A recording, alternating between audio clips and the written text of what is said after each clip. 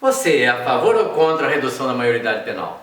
A questão já foi debatida trocentas vezes desde a Constituição de 1988 e até hoje não se chegou a nenhuma conclusão, a nenhum consenso a respeito do assunto, sempre esbarrando nos opositores ferrenhos, apesar dos fortes defensores da redução da maioridade penal, conforme vem ocorrendo no cenário atual da sociedade e no governo. Conforme o Ministério dos Direitos Humanos e Cidadania, abre aspas, a proposta de redução da maioridade penal afronta diretamente a Constituição Federal de 1988. O artigo 228 estabelece que menores de 18 anos são penalmente imputáveis estando sujeitos à legislação especial. Trata-se de um direito fundamental protegido como cláusula pétrea, não passível de supressão por emenda constitucional. Fecha aspas. Apesar da inconstitucionalidade da redução penal, conforme verificamos, nós temos que ponderar alguns elementos. A Constituição Federal de 1988 e o ECA, Estatuto da Criança e do Adolescente, de 1990, já tem quase 4 décadas que foram promulgados. Então, a sociedade de lá para cá mudou demais, tanto para pior quanto para melhor sob certos aspectos, mas do ponto de vista da violência, com certeza piorou muitíssimo. Mas também houve mudanças positivas, mudança de modo de pensar. As mudanças foram enormes, considerando que o mundo da comunicação facilita o acesso à informação e até mesmo a melhoria do acesso à educação formal nas escolas melhorou de lá para cá. Portanto, houve uma evolução inclusive jurídica através da inclusão do jovem a partir de 16 anos ao sufrágio universal, direito de decidir pelo seu governante em todas as esferas. A mentalidade do adolescente mudou bastante também desde então. Então, como considerar que o adolescente nessa fase da vida não tem condições de responder por seus atos? Muitos que me conhecem talvez vão se espantar da posição que aqui vou tomar, até porque já pensei diferente no passado.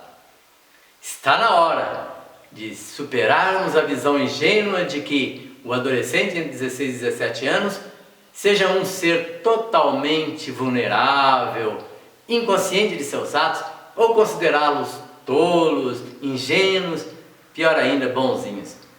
Provavelmente temos cerca de 2% de jovens infratores nessa idade, mas acabam prejudicando diretamente 6, 7% da fatia da sociedade, além de malefícios indiretos para toda a sociedade, ficam impunes. Ou apenas recebem aquelas medidas restritivas de liberdade, através do ECA, que, a meu ver, pouco resolve. Precisamos colocar na balança os crimes cometidos por essa parcela de adolescentes nessa faixa etária. Como fica o direito das inúmeras vítimas que têm suas casas arrombadas, seu carro, seus bens tomados, sofrem torturas muitas vezes, e o pior, muitas vezes são assassinados por esses adolescentes. Temos que ter pena desse adolescente que pertence sistematicamente ao crime organizado, ao tráfico, cometem crimes hediondos, criam redes sociais destrutivas, estupram, torturam, envenenam toda a sociedade. Mas o governo e a sociedade precisam criar projetos ou políticas sociais para os adolescentes, para trazê-los para a educação e para a recuperação? Evidente que sim, mas essas ações são ações preventivas. Precisamos de ações punitivas também. Infelizmente, as pessoas perversas só cumprem regras perante o medo da punição. Como tratar aqueles que já estão de corpo e alma no mundo da criminalidade, entregues ao mundo da violência? Mas eles são vítimas, são violentados pela própria sociedade, pelo governo, que os discrimina, marginaliza, os mantém, na sua maioria, na miséria. Corretíssimo! Governo e sociedade precisam também de corretivos, precisam defender a justiça social. Mas nada disso justifica, ao meu ver, deixar praticamente impune adolescentes que cometem barbaridades. O resto da sociedade, como fica? Reféns da criminalidade? dos criminosos, se eles não são suficientemente competentes, para praticar crimes hediondos, participar de organizações criminosas, portar arma de fogo, matar outros cidadãos, igualmente não são competentes para assumir a responsabilidade e responderem por seus crimes? Ah, mas os adolescentes pobres e negros os que serão principais vítimas de penalidades, correto? Mas já não são igualmente vítimas quando a lei os protege mesmo cometendo atrocidade e os abandona à própria sorte no mundo violento da criminalidade, onde ali também se tornam vítimas de violência e assassinato? O que se faz em relação a isso? Deixá-los impunes na rua à própria sorte não seria uma atitude pior do governo?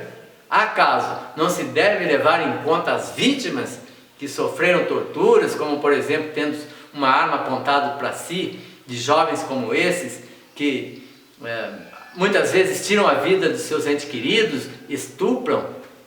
Só as vítimas conseguem ver claramente a farsa do coitadismo, que não se aplica aos adolescentes altamente perigosos e cruéis dentro da sociedade. Se não se pode mudar uma lei pétrea da Constituição, que protege jovens infratores, no mínimo, deve-se mudar a política ou as leis do ECA, da chamada medida socioeducativa.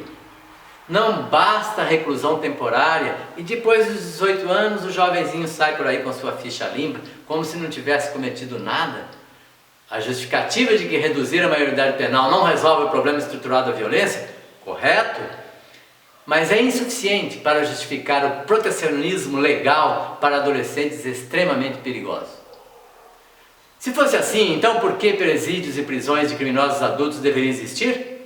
Porque também as prisões não resolvem o problema da criminalidade, do tráfico de drogas, etc. Algum rigor maior na lei deve existir para evitar danos piores à sociedade como um todo, praticados por esses infratores, que não têm amor e nem respeito à própria mãe. Vamos ser sinceros, o Estado erra, a meu ver, ao deixar a sociedade vulnerável face aos adolescentes infratores, sem tomar medidas punitivas mais severas. E você, qual é a sua opinião sobre o assunto? Escreve aí. Um grande abraço e até a próxima.